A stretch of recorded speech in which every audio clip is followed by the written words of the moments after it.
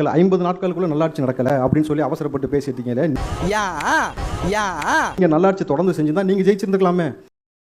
என்னங்க எம்ஜிஆர் இருக்கும் வரை எம்ஜிஆர் தானே இருந்தாரு. எம்ஜிஆர் இருக்கும் வரை எம்ஜிஆர் முதலமைச்சராக இருந்த பொழுது ஸ்டாலின் இருக்கும் வரை ஏன் ஸ்டாலினால இருக்க முடியல? எடப்பாடியா இருக்கும் பொழுது ஏன் எடப்பாடியால இருக்க முடியல? அது முடியாது அண்ணனால. அது விட்டுருங்க, வேற சப்ஜெக்ட். அன்னைக்கே சொன்னல நீ அந்த விஷயத்துக்கு செயல்பட்டு வர மாட்டான்னு. அப்புறம் என்ன இங்க அப்புறம் என்ன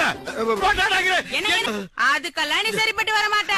திருமாவளவன் கார்த்தி சொன்னாரு, தளபதி விஜய் அவர்கள் எதற்குமே பொறுப்பேற்க மாட்டாரு அப்படிங்கிறாரு.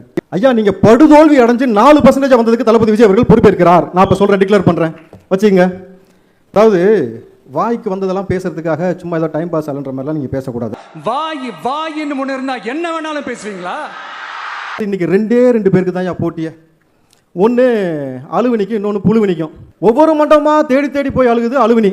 அவன் மண்டபத்து வெளியில் போர்டு வைக்கிறான், எப்பா கல்யாண வீட்டுக்கு வந்து கல்யாணத்தை மட்டும் பேசி ஒப்பாரி வைக்காதான் போர்டு வச்சுட்டு இருக்கான். இன்னொன்று புழுவினி சொல்ற பொய்யெல்லாம் பார்த்தா ஐயோ புக்கு போட்டா கூட எத்தனை புக்கு போடுறதுன்னு தெரியல.